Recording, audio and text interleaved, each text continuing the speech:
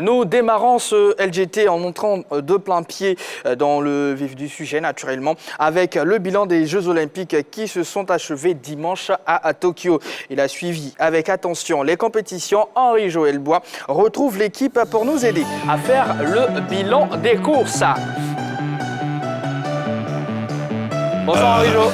Bonsoir JB, bonsoir à tous, bonsoir Jean-Philippe, bonsoir Yelo. Bonsoir Henri-Jo. Voilà. Vous êtes bien, ça va? Ouais, ça va. Belle cravate en tout cas. Merci, merci. Ça fait combien de temps que vous n'êtes pas passé par ici? Je réfléchis depuis le début des JO en tout cas. Il y a eu beaucoup de choses, n'est-ce pas Henri-Jo? Bien sûr, beaucoup de choses se sont passées, notamment ces Jeux Olympiques du côté de Tokyo. On a eu de très belles choses et surtout, ces JO, c'était sur nos antennes. Vous avez pu suivre avec nous toutes les compétitions. Vous avez vibré avec nous. À présent, il est l'heure de faire le bilan. Démarrés le 23 juillet, les Jeux Olympiques Tokyo 2020 ont connu leur épilogue dimanche avec la traditionnelle cérémonie de clôture. Avant de se projeter sur Paris qui accueillera les festivités en 2024, il est temps de sortir la calculette pour un bilan chiffré. Comme en 2016, malgré le contexte particulier lié au coronavirus, les États-Unis d'Amérique gardent la tête du classement des médailles avec une moisson de 113 breloques, dont 39 en or, 41 en argent et 33 en bronze. Les Américains devancent la Chine et le Japon, pays hôte, qui complètent le podium de tête de ces JO qui ont tenu tête à la pandémie. L'Afrique n'a pas fait mieux que les 45 récompenses glanées à Rio. Avec 37 médailles, dont 10 aux couleurs du Kenya, 19e et premier pays du continent au classement, le continent a brillé surtout grâce à ses couleurs de l'Est. Plein d'espoir pour un score au-dessus de celui d'il y a 5 ans, la Côte d'Ivoire a pointé à la 86e place grâce à la seule médaille de bronze remportée par Ruth Biabi au taekwondo. Un bilan en deçà de l'objectif de 3 médailles fixé par les autorités ivoiriennes.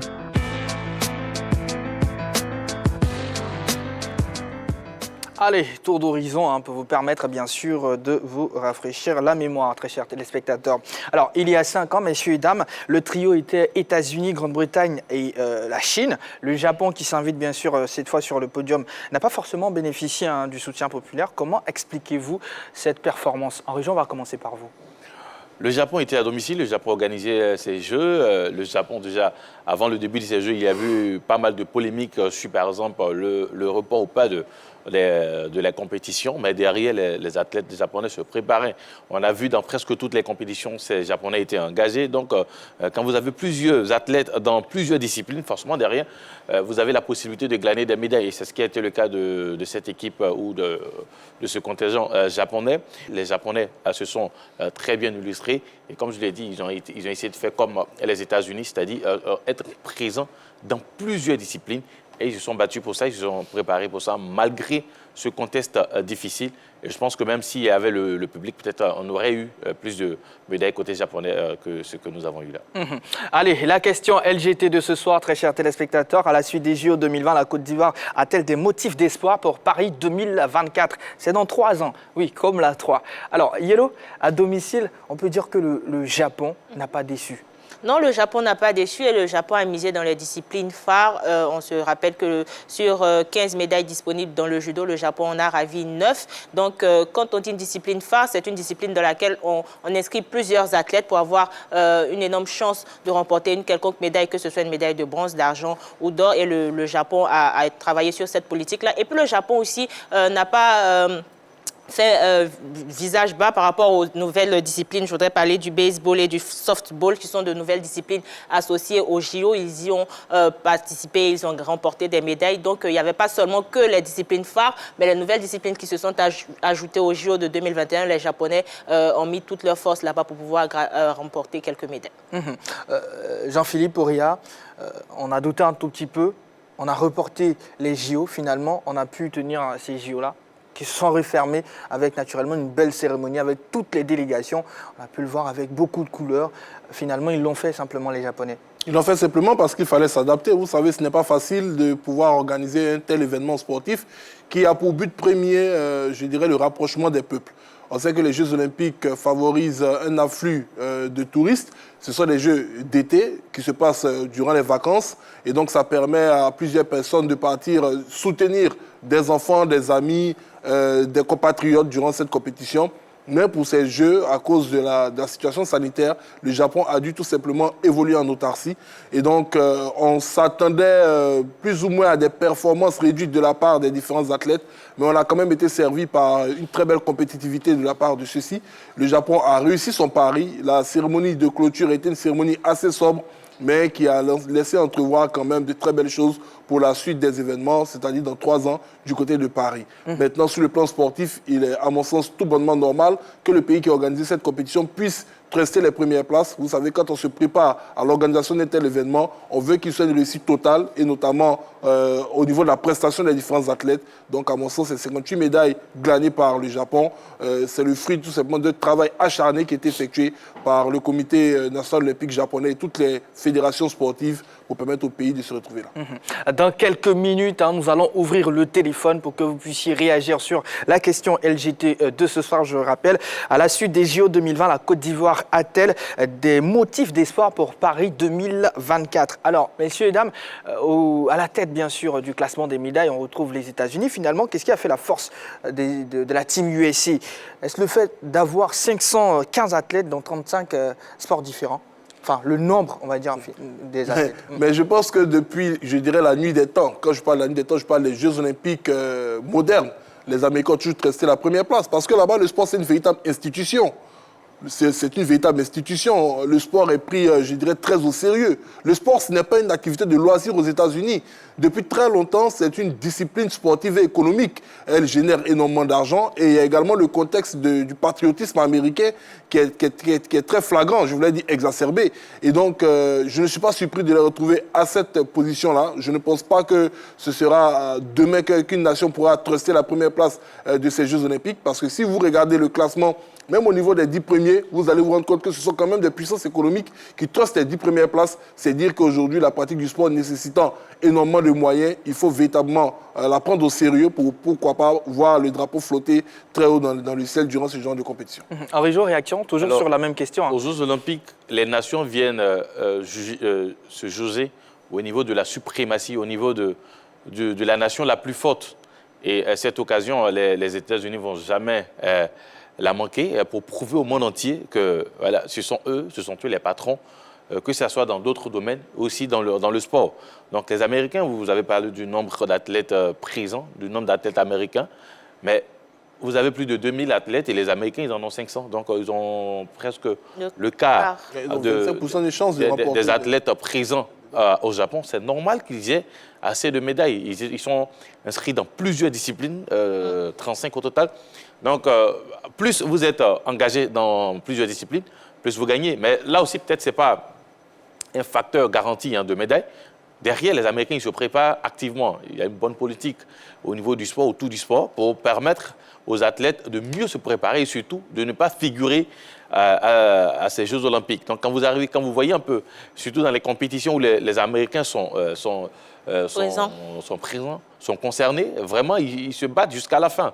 Moi, j'ai quand même suivi notamment les sports collectifs. Je veux parler, par exemple, du basketball, même de certains sports comme le beach volley, où les Américains ou les Américaines, quand même, se sont battus jusqu'à la fin. Même le basket féminin, quand je prends le basket masculin, où les Américains d'entrée de jeu ont été battus par la France, mais derrière, ils battent cette même équipe de France en finale pour montrer que la suprématie, c'est chez eux. Donc voilà, il y a d'abord une politique de sport qui est mise en place et surtout, il y a le nombre, il y a une diversité de disciplines dans lesquelles les Américains viennent. Et on en parlera peut-être dans le long de l'émission, mais vous avez souvent des athlètes qui, à eux seuls, glanent plus de 5 médailles. Donc c'est normal qu'aujourd'hui, les Américains, quand ils viennent, on les retrouve toujours à la première place. Il y a des années en arrière, je me rappelle d'un nageur, Michael Phelps. Jean-Philippe. Oui, mais cette année, on a eu Caleb Dressel. qui a remporté 5 médailles d'or. C'est dire que les États-Unis, c'est une véritable machine à produire des champions olympiques. Voilà, Michael Phelps a trouvé en la personne de Caleb Dressel un véritable successeur. Il est encore très jeune, on verra ce qu'il va donner dans les autres événements sportifs. Mais même avant Caleb Dressel, il y avait Ryan Lochte, qui était aussi en quelque sorte l'héritier de Michael Phelps au niveau de la natation. Donc aujourd'hui, il y a Dressel. Donc vous voyez un peu que la politique est vraiment bien... vraiment de mise, et surtout, il y a les infrastructures pour permettre à ces athlètes-là de vraiment compétir. Il y a des bourses pour permettre aux étudiants de participer au sport et surtout d'allier sport et études pendant le cursus. Donc c'est normal qu'aujourd'hui... Ça aide gravement. Normalement, voilà. Sauf que c'est vrai, je ne dirais pas dans les autres pays, mais je parlerai plus de nous, les Africains. C'est difficile quand même de pouvoir gérer et le sport et les études. Et justement, je prends la balle au bon, Henri Job.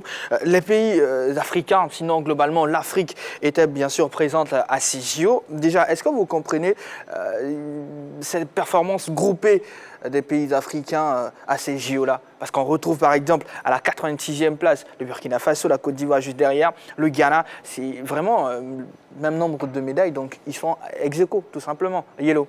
Mais oui, on parlait tout à l'heure de la politique qui était mise en place pour que les Américains puissent être au devant du classement. On constate que là, ce sont des pays qui sont quand même de la sous-région, des pays limitrophes. Vous parliez tantôt du Burkina, du Ghana et de la Côte d'Ivoire qui sont ex aequo dans le nombre de médailles.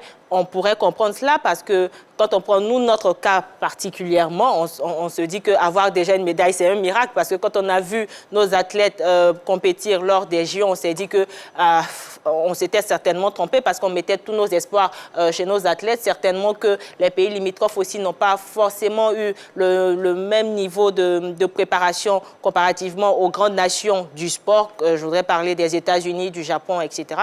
Donc, on pourrait aisément comprendre que ces athlètes ont mis du temps à pouvoir se préparer et donc ce nombre de médailles se justifie. Jean-Philippe. Moi, je dirais simplement que c'est parce que nous demeurons dans une zone de confort qui, normalement, ne nous permet pas de pouvoir nous exprimer parmi les grandes nations. On part à ces Jeux Olympiques, je prends le cas de la Côte d'Ivoire, on est présent dans 6 disciplines. Et quand on nous dit, oui, on a un contingent de bons athlètes, c'est parce qu'on a 22 joueurs, 22 pratiquants de football. Donc, pour le reste, on a un peu vu, c'est le taekwondo, je crois, qui a envoyé 4 autres athlètes. Et puis le reste, bon, on a eu l'aviron et je crois la natation. Je regarde ça, je me dis, est-ce qu'on a une véritable volonté d'aller aux Jeux Olympiques pour montrer que la jeunesse ivoirienne est aussi capable de rivaliser avec, comme on appelle, les autres disciplines. Parce qu'on a vu que durant ces dernières années, c'est-à-dire durant la période allant des deux dernières éditions des Jeux Olympiques, au niveau de l'athlétisme, la Côte d'Ivoire avait un nom qui donnait de l'espoir au continent africain. Mais arrivé aux JO, qu'est-ce qu'on a constaté? Nous sommes rentrés dans les rangs. On a eu l'impression que durant ces 4 années, ce qu'on faisait, c'est de la figuration. Non. Il y a des nations qui sont à la recherche constante de performance. Nos athlètes ont des préparations en dents de scie. Parce que durant ces 4 ans, on a entendu par là des bourses qui arrivent en retard, des problèmes liés à des problèmes administratifs. Il y a toujours du bruit dans le laps de temps des préparations de nos athlètes. Bon, je ne suis pas étonné qu'on se retrouve à cette place. C'est vrai que la Côte d'Ivoire avait espéré, avec le taekwondo, remporter beaucoup de médailles, avec l'athlétisme, remporter également des médailles. On s'en sort avec une médaille de bronze. Je pense qu'on a régressé. Alors, ça me fait un peu rigoler parce que l'Afrique a d'autres priorités, hein. Il faut se le dire. Lesquelles? Sérieux. Aujourd'hui, la priorité des pays africains, ce n'est pas le sport. C'est vrai, le sport aujourd'hui, on a tous le foot, où on dit, ouais, le football, c'est le sport populaire. En Afrique, nous tous, on aime le foot, mais en réalité, quelle politique on met en place pour permettre au football de mieux se développer, surtout de rivaliser avec les autres nations dans les grandes compétitions? Il n'y a pas de véritable politique. Aujourd'hui, quand on prend ces Jeux, on a vu ce qui s'est passé. Nos athlètes, quand ils vont, c'est quoi? Ils n'arrivent même pas Même quand on tient le bambou, on a cette pression-là et on se fait rattraper et on se fait battre. Et même quand on y arrive, la gestion même des émotions, souvent, on n'arrive pas à le faire. Aujourd'hui, il n'y a pas cette politique réelle pour permettre au sport de se développer et surtout de concurrencer avec les autres. Il ne faut pas se le cacher. Et c'est ça la grosse ou le gros problème au niveau de l'Afrique. On a d'autres priorités. Il y a pas mal de choses à gérer au niveau de l'Afrique. Pour l'instant, le sport peut-être peut venir en 4e position ou en 5e position. Voilà. On aurait aimé avoir des exemples. Ce que je veux juste dire à Henri Joël, c'est que le sport ne demande pas à être la priorité absolue des problèmes à gérer au niveau du continent africain. Le sport réclame juste sa place. Non, mais le sport réclame... Mais c'est ce que j'ai dit. Le sport réclame juste sa place. Regardez le Kenya. Quand vous voyez le Kenya aller dans ces Jeux Olympiques, je disais tout à l'heure que nous aimons rester dans notre zone de confort. Vous n'allez pas voir les Kenyans en train de courir les 100 mètres, les 4 x 100 mètres, aller faire la natation, aller faire d'autres sports que ce qu'ils maîtrisent. Nous, qu'est-ce que nous maîtrisons? Nous sommes allés en 2016 à Rio avec le taekwondo qui nous a rapporté 2 médailles, l'or et le bronze. Normalement, on devait capitaliser sur ces 2 médailles et puis permettre à la Côte d'Ivoire, dans cette discipline, cette année, d'en avoir encore 2 autres pour montrer que véritablement au niveau du taekwondo... Est-ce que nous sommes pas allés avec 4 c'est ce que je suis en train de dire. On peut partir avec 15 athlètes, c'est le résultat qui compte. Et au résultat... Pas tous ensemble, messieurs. Au résultat, on a une médaille de bronze. On a régressé ou on n'a pas régressé? Est-ce qu'on est parti avec les mêmêmes athlètes? Voilà. Jean-Philippe, on est parti avec celui qui a remporté l'or, si c'est chèque. On est parti avec celle qui a remporté le bronze, Ruth Bagby. Et en plus, on est parti avec Bané Seydou et Traoré Chalen. Est-ce que, en termes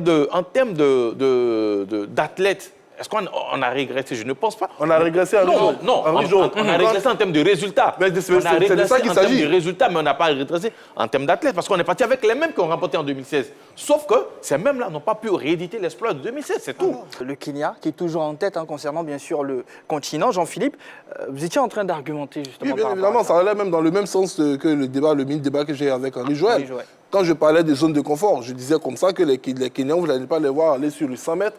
Ils peuvent changer d'athlète, ils changent d'athlète chaque 4, chaque 8 ans, mais à chaque fois sur leur discipline reine, ils arrivent à remporter cette discipline. Vous comprenez? C'est-à-dire qu'ils se sont fait une spécialité dans les courses de fond, et quel que soit, comme on appelle les jeux qui vont se produire, ils font tout, s'ils n'ont pas la médaille d'or, pour avoir une médaille d'argent ou une médaille de bronze. Si ce ne sont pas les Kenyans, vous avez les Éthiopiens derrière. En tout cas, c'est au niveau de l'Afrique australe qu'ils ont décidé de faire de ces différentes disciplines leur chasse gardée.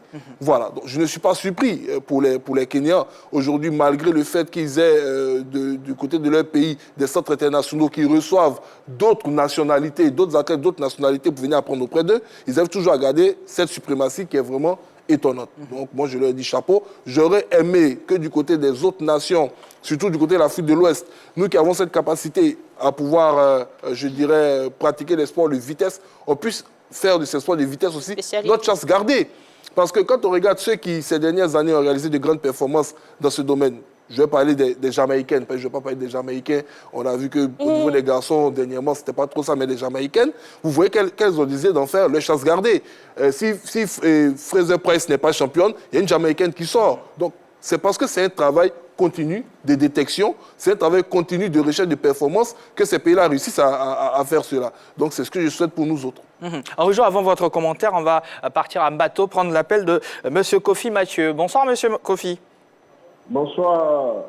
Comment allez-vous? JB, ça va bien. Je salue la grande team. Hein. Bonsoir, monsieur Kofi. Monsieur Kofi. D'accord. Ouais. Alors, monsieur Kofi, on a la question LGT de ce soir. À la suite des JO 2020, la Côte d'Ivoire a-t-elle des motifs d'espoir pour Paris 2024? Bon, honnêtement, si c'est pour aller dans les conditions, dans les mêmes conditions que cette année-là, je crois que ce n'est pas la peine de gaspiller de l'argent pour ça. Hein. D'accord. Parce qu'en début de compétition, nous avons tous décrié la mauvaise préparation de nos athlètes. Mais bon, on avait espéré qu'avec les prières, les choses allaient se passer. Mais on s'est rendu très vite compte que à ce niveau-là, les prières ne suffisent pas. Voilà. Il faut une bonne préparation. Et comme Yves Boris l'a dit, la Côte d'Ivoire doit avoir une priorité. C'est plutôt Jean-Philippe. Voilà, Jean-Philippe, Jean-Philippe, voilà. On va de façon disparate avec plusieurs sports, mais au finish, on ne gagne rien. Et il a pris l'exemple du Kenya, et c'est probant, parce que sur les courses de fond, il n'y a pas un pays qui peut damer le pion au Kenya, ou à l'Éthiopie, ou à l'Ouganda, tous ceux qui sont... Ça, c'est sûr. Et quand ils vont à ces compétitions-là, leurs adversaires même ont déjà peur. Ils savent que tant qu'on sera aligné à des Kenyans sur la piste, ils vont prendre la médaille d'or. Mais nous, on va même au football cette année, il y avait un petit espoir là. Comment on peut battre l'Espagne à la fin du match et puis on s'en va prendre 5 à 2. Bon, tout ça, quand tu regardes, je me dis que quand il n'y a pas de préparation véritable, vraiment que l'État prenne l'argent là pour faire autre chose que d'aller gaspiller ça quelque part pour revenir s'asseoir. L'année d'ici 2024, non? Effectivement. Voilà, on va revenir, faire un bilan à mai là, on va parler, ça va s'arrêter là, mais ça c'est notre propre, on ne fait rien de concret. Depuis longtemps, on ne fait que faire les bilans, on est à mai, les bilans sont à mai plutôt. Bon, on se dit que l'année prochaine, les responsables vont prendre le taureau par les cornes, les mêmes choses se répètent. Bon, si vous regardez un peu le sport ivoirien, c'est comme ça. Hein. D'accord. Merci beaucoup, M. Kofi. Ouais, merci à vous aussi. Excellente soirée à vous. Excellente soirée à vous aussi. Merci. Henri Jo, commentaire? Alors, Jean-Philippe a évoqué le fait que les Africains de l'Est se focalisent plus sur les courses de fond, les demi-fonds, tout et tout. Mais la Côte d'Ivoire a compris depuis un moment que dans une discipline comme le taekwondo, on peut avoir des médailles. Aujourd'hui, vous avez un centre de taekwondo entre les communes d'Adjamé et de Cocody, qui a été, avec l'aide de l'État et surtout les Coréens, qui a été construit. Ensuite, au niveau du taekwondo, il y a du travail qui est fait. En 2016, nous sommes partis avec Cissé et Guagui. Nous avons remporté deux médailles, une en or et une en bronze. Cette année, nous sommes partis avec les deux, mais plus Bané et Traoré Chalen. Donc, nous sommes partis avec quatre athlètes. On est passé à côté de 2 autres médailles de bronze avec Chalen et Bané, surtout après leur repêchage, où on avait la possibilité, puisque les adversaires qui les avaient battus sont allés en finale, donc du coup, les deux ont été repêchés, et on avait la possibilité avec ces deux-là de pouvoir remporter, mais malheureusement, on a vu qu'il y avait un problème vers la fin de leur combat où les deux adversaires étaient essoufflés, donc du coup, on est passé à côté de ces médailles. Mais il y a eu le travail qui a été fait au niveau du taekwondo pour permettre à la Côte d'Ivoire de revenir, non seulement pas avec 2 médailles, mais plus de médailles que 2016. Il y a eu des concours de circonstances qui ont fait que, on n'a pas pu revenir avec ces médailles-là, mais ça ne veut pas dire qu'on n'a pas fait, par exemple, du taekwondo notre priorité. Ensuite, il y a aussi l'athlétisme, le sprint, où nous sommes partis avec 3 athlètes, notamment les 2 meilleurs au niveau des dames, Muriel et Talou, mais aussi chez les hommes. Après les retraites de Yua Wilfried et Meïté, nous sommes partis avec Cissé Gueye. Et malheureusement, comme 2016, là, nous ne sommes pas revenus. Trop d'excuses à la fin. Non, mais je ne parle pas d'excuses, je suis en train d'expliquer quelque chose. Donc, il faut écouter. Maintenant, nous ne sommes pas revenus avec des médailles. Ça ne veut pas dire qu'il n'y a pas eu de travail qui a été fait. Nous nous sommes concentrés sur ces 2 disciplines en espérant revenir avec des médailles. Maintenant qu'on arrive à ces Jeux, il faut savoir aussi que nous partons pour rencontrer aussi d'autres athlètes qui se sont préparés aussi comme les nôtres et peut-être plus que les nôtres. Voilà. Donc, ça ne veut pas dire qu'il n'y a pas eu de travail qui a été fait. Peut-être que ça n'a pas été suffisant par rapport au niveau de la compétition. Mais il y a eu du travail qui a été fait. D'accord, on comprend votre point, Henri-Joël Bois. On va prendre l'appel de M. Abbé Claude qui nous appelle d'Angré. Bonsoir, M. Abbé Claude. Oui, bonsoir, Argentine. Bonsoir, M. Abbé. Bonsoir. Vous allez bien? Je vais bien, merci, et vous? Ça va également. Ok. Alors, réaction concernant la question LGT, M. Abbé Claude? Alors, concernant la question LGT de ce soir, j'ai bien écouté les uns et les autres en plateau. Et je pense bien que, celui qui a parlé juste avant moi, je pense que c'est pas Jean-Philippe. Henri-Jo. Henri-Joël, voilà, autant pour moi. Henri-Joël, vous voyez, lorsque nous parlons, il est important pour nous de toucher le problème vraiment dans sa globalité. C'est vrai, lorsque Henri-Joël parle, il nous dit, bon, on a participé, on a eu pas mal, on a eu des athlètes en plus, mais il ne s'agit pas de participer. Vous prenez un pays aujourd'hui comme la Côte d'Ivoire, contrairement à beaucoup de pays dans la sous-région, en matière de standing sportif, c'est une classe au-dessus de ces pays-là. Et la Côte d'Ivoire aujourd'hui ne peut pas se permettre d'aller à des JO, des jeux aussi importants, et aller faire de la figuration et revenir. Et on nous dira que non, voilà, on a participé, on a eu plus d'athlètes. Non, excusez-moi, je suis désolé de le dire.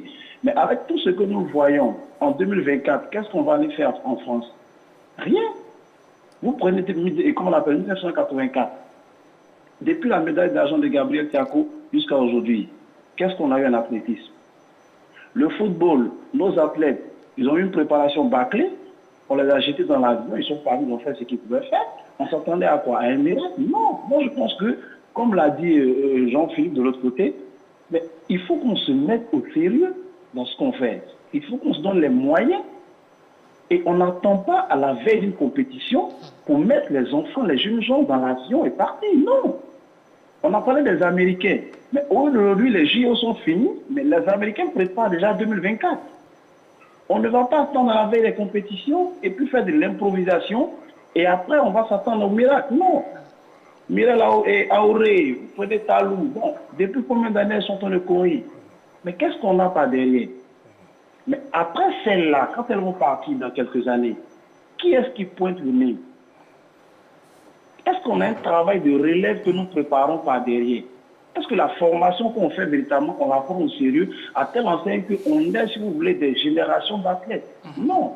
On fait les choses à moitié et on a l'impression que, on n'a pas l'impression, mais c'est comme des étoiles filantes qui arrivent à un moment donné et puis après ça disparaît, il n'y a rien derrière.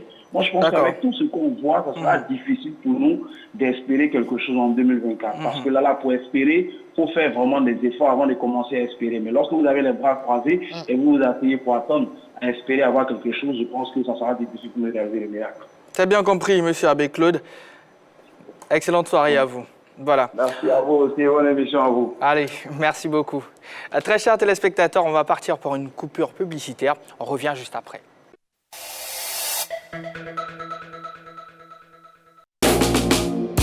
The Émission. C'est la folie sur la 3 dans The Émission avec Jessica Bamba. Ici, nous ne faisons absolument rien comme les autres. Bienvenue dans votre nouvelle aventure audiovisuelle. Ah ouais! On se prend pour qui on veut, on fait ce qu'on veut, on est sûr d'être aux portes de la bonne humeur.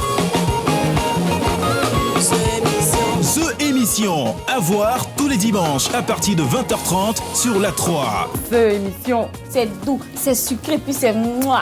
Rendez-vous à The Émission. Je parle en anglais. La 3, nous offrons 3 fois plus de musique.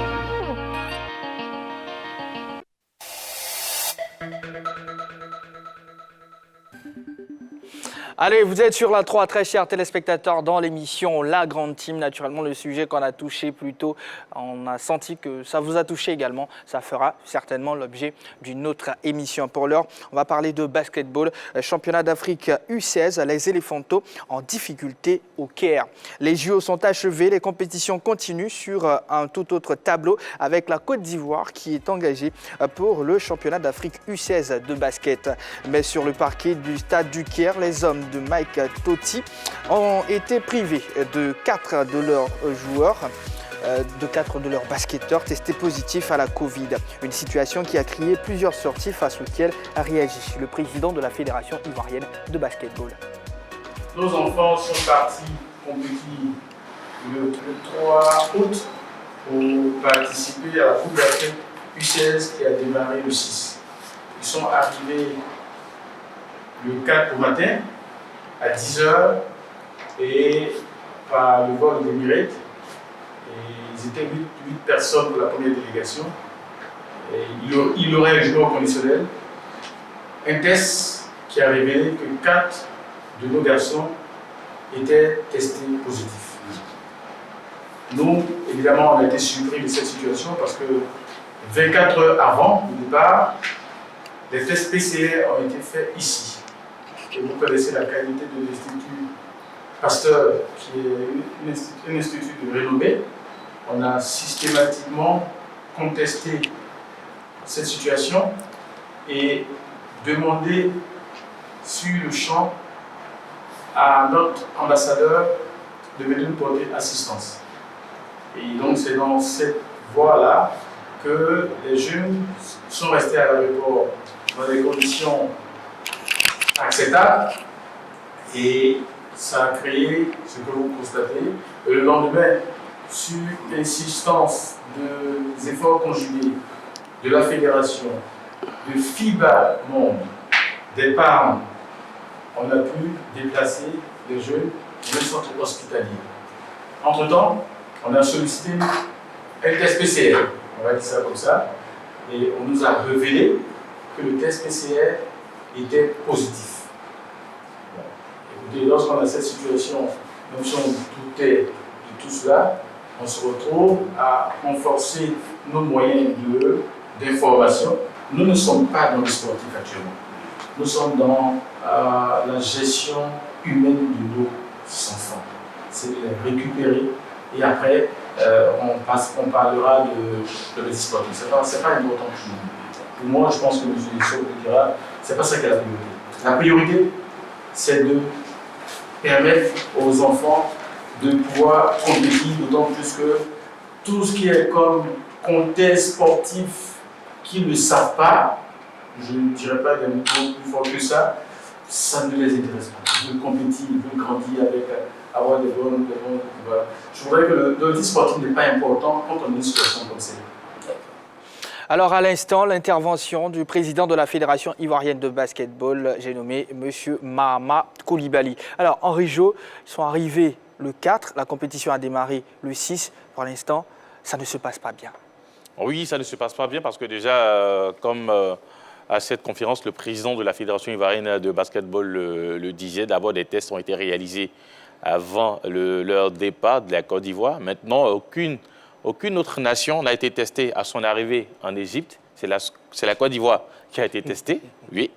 Et 4 joueurs du 5 majeur, c'est-à-dire les 5 titulaires de l'équipe ivoirienne, ont été testés positifs arrivés là-bas. Maintenant, dans les explications, puisqu'ils ont été testés négatifs ici, selon le protocole et surtout dans les mesures, s'ils devraient être contaminés, c'est au moins 72 heures après que voilà, on pouvait détecter si oui ou non ils sont contaminés.